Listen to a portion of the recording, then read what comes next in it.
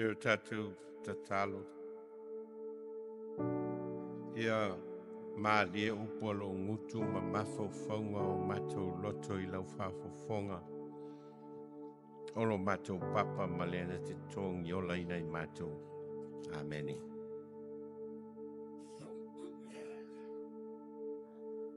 Mau te moi whatalofa ile. Inesio o mai masani ai mai se foi o ni malo fai mai. Tātou mafuta whatasi o no whamoemoenga o le Nove yaso. Tusa male a minga le tua I lo tātou tinaia tolofia. Hatalo whatu foi nisi o le tātou au rotu o lewa o na tātou le mafuta. Ono wala o whe malanga inga. Ma whamoemoenga ese tātou le mafutai. Ia ao leo wa tātou whaitapo inga whatasi le urua ia saole. Nei fui masina fau. Ma lole soi fumaua ma le langi mama. A whtai kiute ma whaiva ma ngā ruenga sa whenga iai. Ia wale soi fua ngā rurue mo le tua ma lona whina ngalo. Ma wase upo e teitei nai tātou mai le tusi sa whaitauina mai le whenga inga fau. Tusa mal whasolonga o tusi whaitau o le tusi whaitau aso o le kalesia. Mo mai le evangelia Ioane lon tāu pasifu ma le valu. Mai le whai upo e lusu ma le valu au atu le whai upo e whasfuru e peona whaitauina. Au te fia whao ngā ina le whai upo e tolus fulu ma le valu. Ua whai mai Pilato I a te ia. Po le ale upu moni. Po le ale upu moni. What is the truth?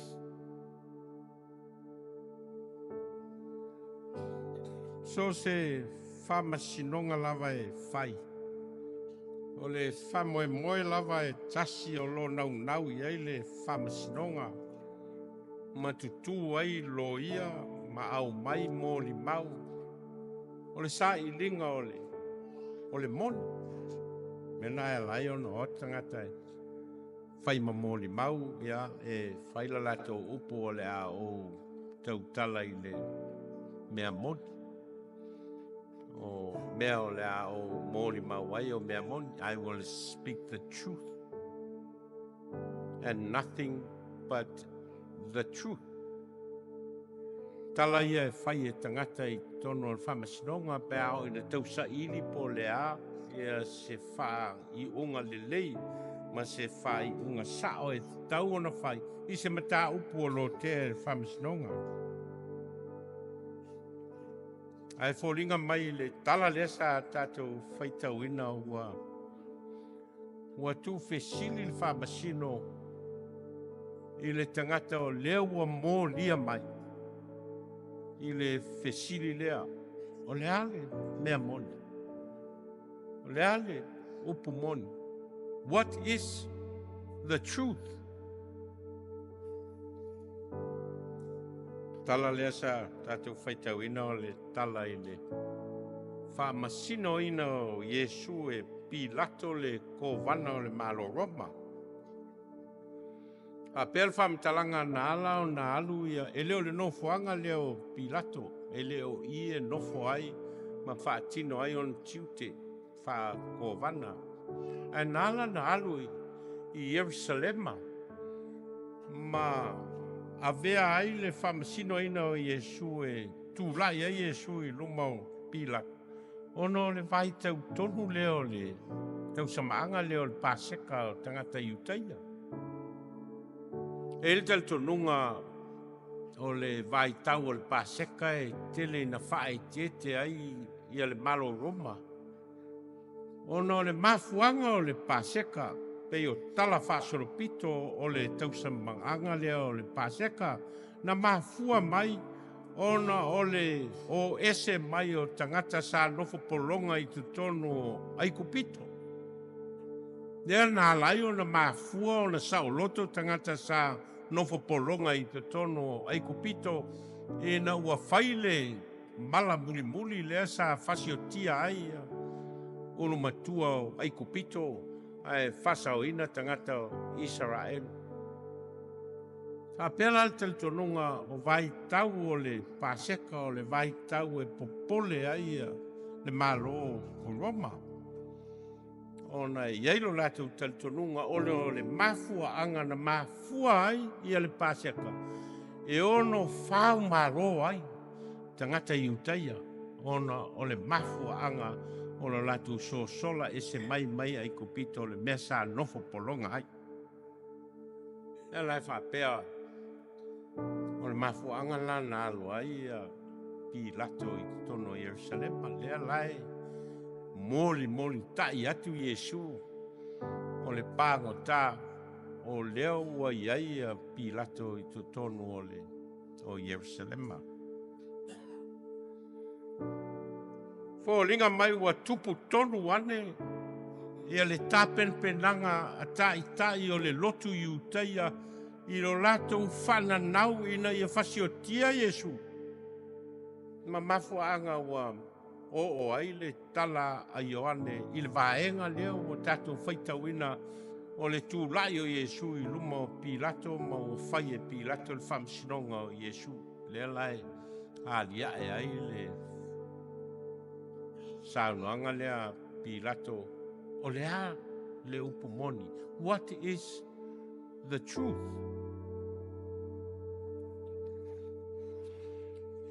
O linga mai o leo o uma ona pue whapango taina Iesu e pe on tatu loa le anga inga o tala ma o lo au fia in taupu le sifuru ma le valu le pue ina o Iesu. E whapea na pue i whato anga i Getsemane. Mai o le puenga lea na ala na mafua ona ua tongi tupe e le lotu Iutaia ma tai o le lotu Iutaia ia Iuta le sekara e na te whaalata ina Iesu e lana o atu ai le pō e a mapu e mai Iesu i le whātoanga i Getsemane e lau o uma le vaenga le na le ua au mai Iesu i luma o kaisala o kaiafa o le taitai lea o le o staulanga si. Ia mao lea lau o uma la latu whamasinonga o manatu ai o te tau o na ave le whamasino ina o Iesu i luma o le malo Roma lea lana ave aile ia Iesu i luma o Pilato lea lai tātou te whaitau ane le tala lea o lea ua whanga solo le whainga o le whamasinonga na a mata mai le whamasinonga mai o i le whale o kaiafa le o staulanga si. Ia lea lau ave ese mai na lea ua au mai noi tono o le whale o le kovana lea ua iai Pilato ma ua whai e Pilato le whamasinonga lea. Fōlinga mai e tolu mea te tele na ili tata ai. Ia le lotu Iutaia maona taitai na nau ai ina ia oti Iesu. Tolu mea te tele sa whai ma mafuanga o le nau o le lotu Iutaia. Ina ia oti Iesu. Mua. Ona o le tula fono o le sapati. Tele o whamalo longa Iesu e whai le sapati. Ma o le se tasi leo tula fono au pitosili o na pui ai le lotu Iutaia. O le tula fono o le sapati a peitai. O le tele o whamalo longa a Iesu sa whai. E le onga to tonu o Jerusalema ma le tele o vaenga o le tunu sa a ngai a Iesu ma le tala inga ma le whamalo longa. E whai le sapati. Ma ua a mata o na whesilingia e le lotu Iutaia le sao ma le moni o le mea o tupu mai o na ua soli tu la fono le sapati. Stasio mea sa il tata iei e tangata ia le lotu Iutaia o na o le vavai o tangata Iutaia i whamalolonga Iesu whamalolonga I tangata na tele tausanga o mamai. Ona tu fesili ai lea, po le ale malosi le whai ai e Iesu lan whamalolonga. Le ale, le mana le e whai ai. O lo lato teltonunga, o le mana le e whai ai, o le mana e mafua mai o no nganga leanga. Le lai alai ona whai whi naunga ia, e le vāo Iesu ma le lotu Iutaia.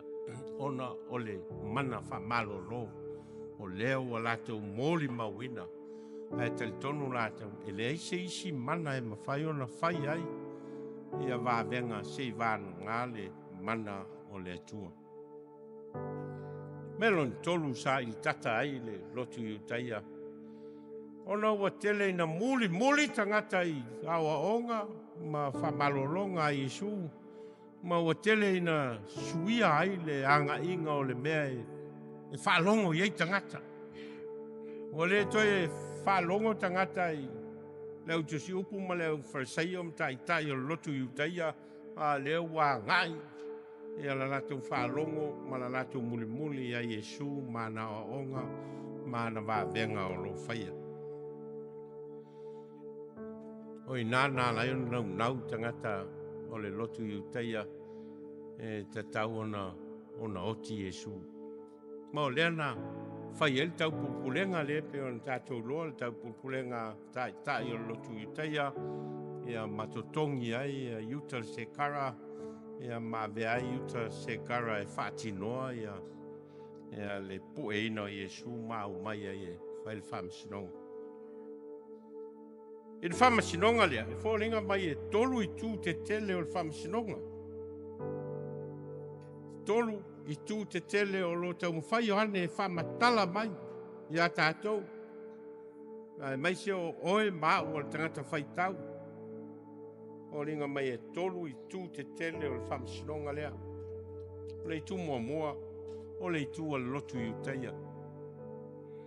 Le tū lea e whina o pēa. Ma te te pēa I awa onga Iesu. Le tū o lea e au tilo ma va ai se mea se ai Iesu. Ona whai leo la lato whinaunga e winga ia Iesu ma mea o loa ai. Le tū te po le tū mua leo le whamasinonga. Le tū o le lotu Iutaia. Ma o leo lo a vea ai kai awha o le ostaulanga sili e whai masui o le vāenga atoa lea e tusa ma le tala Ioane. A se sila ia I le tala ma le amatanga mai on taupu le sifu ma le valu o lo a ngai mai le tala I le uma o le pueina o Iesu ma ave o le whale lao kai awha lea sa whai ai le whamasinonga a le lotu Iutaia. Ma mafua ai o ese mai na ai oi le ia Pilato ma le maloroma e ave ia le lato mau. Ma enga la lea na mata mai lava le ngaluenga ta la ia Iesu ma le ngaluenga wha malolo o le itu lava lea sa tele ina whai le tete ma le fio mai o Iesu o le itu lea le lotu Iutaia. Le itu la lea leo o atu nei. Ma momoli Iesu ia Pilato. Ona le ole I to tonu o le mea o lo whai ai le whamasinonga. A leo atu tu atu I fafo. Ona o lo lato teltonunga. Ona o le aso pāseka lea. E le ta tau ona o. I se mea e ono a vea ai lato. E whaleanga ina I lato. Ona o le nofoanga e sa mo lato tu la fono I le aso pāseka. E lana la ion tutu I fafo. Mo le oi tu tonu I le mea o lo whai ele whamasinonga lea wana Pilato ama Iesu. A wale o tangata lea na mo mori ina le whiau. Ia mau e whaiwhi naunga I winga ia Iesu. Nea la vai e le whainga o le tala e alu tonu Pilato sau I fafo, alu tonu sau I fafo. A umantala noa ia Iesu, sau tala noa I le moto tangata. O le whainga leo le whamasinonga lea. E lau atu nei, e latou teltonunga, e moni la latou mau. Ia maua le oa i te tonu, se i momoli la latou molinga, anga o Iesu leo fai. A ua tutu atu i fafo ma la latou teltonunga, ono le tu la fono le paseka. O le tulu na lua o le whamasinonga. O le tua le malo roma. O le malo o lo na pulea i lo na pule whal malo i a tangata Israel. Ma tangata Iutaia. O lo na pulea atoa i a le larolangi lea taimi. Ma o le tu foi lea o lo i ai latou. Le malo si anga e mo moli ai whasalanga pe a latou iloa ua sala se pangota. Pule foi latou le whasalanga. E fōringa mai le tala noanga lea Iesu ma Pilato le whamatala i e Pilato lona malo si anga lea. E mawhai ai o ne e whasau loto i Iesu pe whasala. O le tūlon tolu o le whamsino o Iesu malana malona mōlianga le aua mōli ai. Fōringa mai o le mōlianga o lo tau mwhaia tangata Iutaia e mōli ai Iesu ono le soli o le tūlafonu. O le malosi o lo tau fiofi ai a le malo roma ono latou e umia le malosi whal tūlafonu. Latou te whamatu ai pe taofa. Latou te whasala ai pe whasau loto se pangota. Lea la na whaiu i ai a le tatou whaitaunga o le tala e na ua toe sau i a Pilato i fafo ma whai tangata Iutaia i o lo tu i fafo. O le paseka e masani o no tau whasau loto i na ai a se pangota. Tau te mana nao ia e whasau loto le tupu o tangata Iutaia o lo whatatau i a Iesu o lo nau ia. Ia Pilato e whasau loto i Iesu. A waile ai ma se mea o iloa e Pilato a mea sala ai i le pangota le ua au mai o na luma. Le lau ave ai la na whe au lea i tangata Iutaia. Tau te mana nao ea e whasau loto atu le tupu o tangata Iutaia. Ai au mai le tatu. E le ai a whasatau ia te ia e whasau loto ia parapa. E ei whe au te tele o lo tau mo whai Ioane e au mai. Mo tātou. Te au ina whaitau le leili tangata i le ngā solonga o le mōli maua Ioane lea e tau mo whai e au mai. Ma tau leo lo a mata le tuse Ioane i le mōli maua a Ioane whapea sai le a matanga le upu. Sai le atua le upu. O le atua foi le upu. O ia lava sai le atua i le amatanga. Le iwa se mea na whaia le whaia ia. A le laua ua whaile whesili lea Pilato i a Iesu. O le ale upu moni. What is the truth? O leana a mata le tuse Ioane i whaupunga ia. Sai le amatanga le upu. Sai le atua le upu. O le atua foi le upu. That's the truth. O le whiau nā Ioane le tau mwhai e. E au mai mō tātou tangata whaitau. Mai whitalenga Iesu i a Pilato. E le mai le lalo langi nei lo malo. A whari ana mai le lalo langi nei lo malo po ua tau au auna.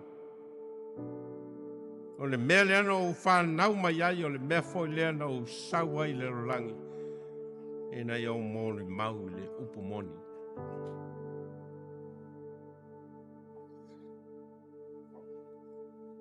That was why I came, and that was why I was born. To witness for the truth. Tolu lani a o onga tā ua, o lo tau mo whai Ioane mo moli mai mo tātou. E tusa ma le whai tau al tangata whātua tua i le tala lea mai lava le amatanga, sai le amatanga le upu o le atua foi le upu. E le isa mea na whaia e le whaia ia. Ma le ngā solonga lea o lo mo moli ai pele tala lea about the word. Lea na a fio mai le rolangi mo suru mai lo na malamalama. Tolu la o onga tā ua mo tātou. Momu. O Iesu, o le tupu mo tangata uma. E le nao se tupu mo nao tangata Iutaia. E pei ona tūsia ai e Pilato le lau papa lea sa tu i lunga o le sa tau o Iesu. O ia o le tupu o tangata Iutaia. O le whea o Ioane, e le aku. O lai se Pilato. E le nao se tupu o tangata Iutaia. A le tupu foi o tangata Roma. O le tupu foi o le lolangi atoa. Le anga e leo se tupu sa sau mo nao nai tangata. A le tupu na fio mai mo tangata uma. Pe au lea Ioane o lo tau mwhai e mo moni mai le tala lea.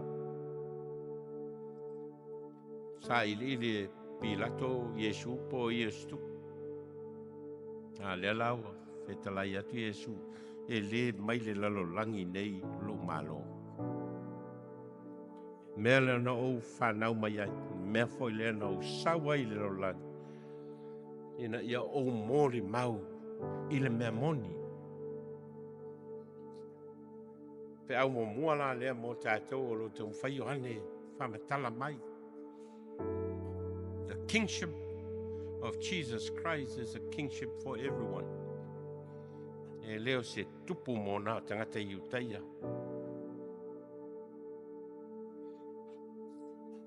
A ongalo na lua o Iesu o le tamai maa moe fasia o le paseka.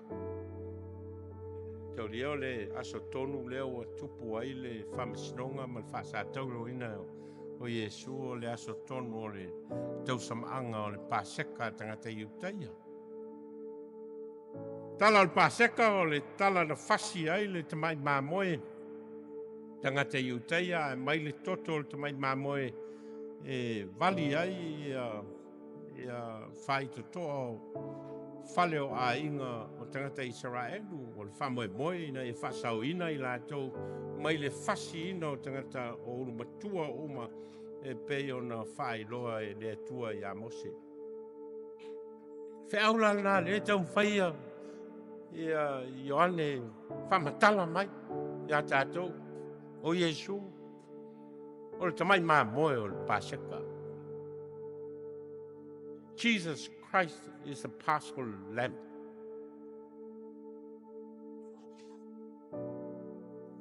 O lona maliu, o le whaalinga o lona toto, ua lilinge na mai mo le whamangalo ina o sala tangata.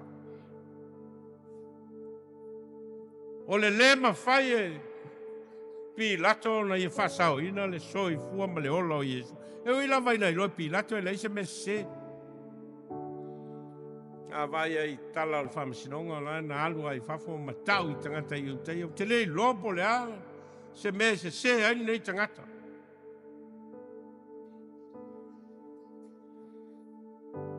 E uila vai na ilo Pilato. E lei ma fai e Pilato na whasao ina le soi fua o Iesu Keriso. Aisha, langa o ia ole. O ia ole Mesia po pongatia. Mesia leana, mo li mau aile, profeta o Isaia e moni, wana tau ave o tātou ti ngā, mana tau ave o tātou whanonoa. Wau tātou manatu o ia o taia o whasia e le atua ma o whatinga ina. Au manua o ia ono tātou sotu la whono o momo o ia ono tātou wami o leanga. Leo inga e fi le mua i tātou sa i ona lunga leo. O na whalavalava foi e malolo ai tātou. O le whasawa ma le whamasinonga na veise ina ai o ia. Tu fesilia Pilato i le. What is the truth? Ao lea lava e whesa ngai ma le truth. Leo wa whea ngai Pilato ma le truth. A le atua leo wa la whea ngai. A lea na te leiloa le truth. Leo voi sa whea ngai ka iafa ma o staulanga o le lotu Iutaia ma Iesu, the truth. Ai latou te leiloa.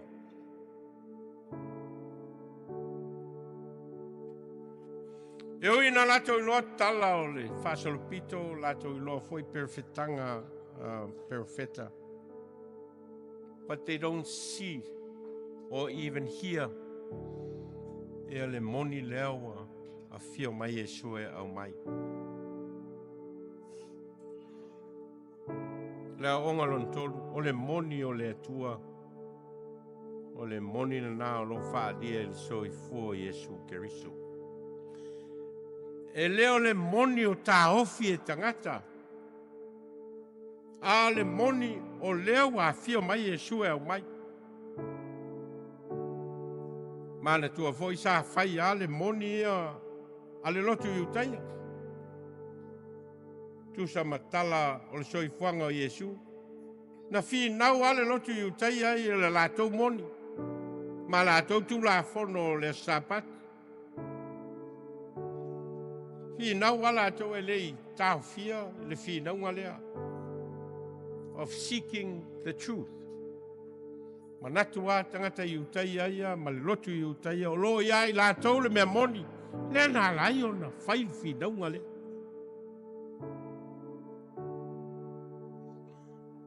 Le foi ni sao loto lava le balo Roma ia e faila latou moni. Pe ona sanga ia Iesu ma Pilato. Ma fai ai le sa nanga Pilato ia Iesu e te lei loa o lo ia te au le malosi e fao ai ia te oe lo sao le tonga po leoti. La Iesu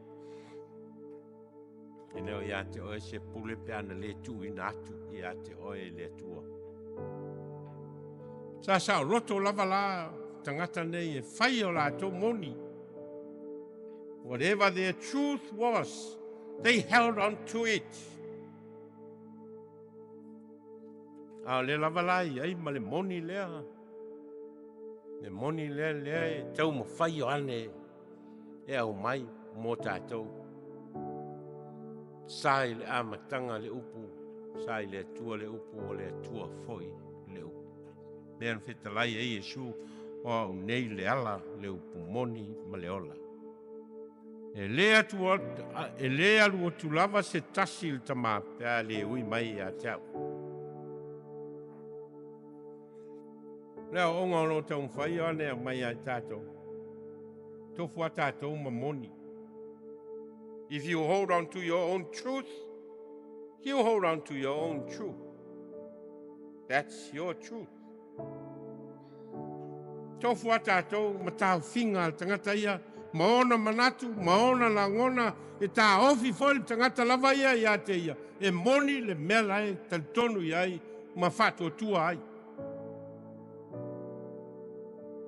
We, as individuals, we hold on to our own truth. A whai lo moni le sae te le manao e te alulo. That's your truth. And you will follow that truth. A whai o lo moni e ta tauana e alu i le lotu e whai lau tapua inga ma lau whawhitai le tua. That's your truth. E le whasae, se si le sai linga o lau lava moni. However, e ia le moni whale atua lava ia mo oe ma. Pete manao iai, pele ai. Pete talitonu iai, pele ai. E tā ofia le moni lea whale atua. Nea nā fio mai Iesu. Ne moni mau ai Ioane a wā ua wha pea lava. O nā lofa mai o le atua i le lolani. O ia au mai ai lo nā tali e tō tasi na ia le whano se tasi e whatutua i a te ia. Ai a maua e ia le ola e whavavau. That's the truth. O le moni le nā. Po whea le mea tā ofia i le tangata lava ia i lona talitonunga whale mawhau ma lona fo i loto. Lona lava moni. O laua na moni. And you will follow through whatever your truth is. Ai oro ia ia le moni lea. Le moni lea lewa whailoa mai mo tātou. The truth of God. O le moni o le atua. Lewa mua fio mai ai ala i lona lava alo pele o Iesu Keriso. Lewa na whai ai le taulanga o le whaolitanga. Lewa whasa tauro i nai o ia mamaliu ai. Ma wato e soi fua mai ai. Ina ia vea o ia mari. Ie ola mai oti. That's the truth. Po whea lava la tātou te tū whesili ai e pēro na tū whesili pa Pilato i a Iesu. What is the truth? Leo tātou iloa. Leo wa sila fia e tātou. Wa e iloa ma o iloa. The truth is. Wa alofa mai le atua i a tātou. Wa whaia le atua le osi ngā tāulanga mo i tātou. Ua ta pena i le atua le lumanai mo oe ma. Se o tātou tālo. Mātou whalongolongo lava ma le manino. I le moni o laua fio ma lau finangalo mo i mātou o tangata na e whaia i lau lava whātusa. Ai ui lava i so mātou nga sala ma so mātou le ato toa.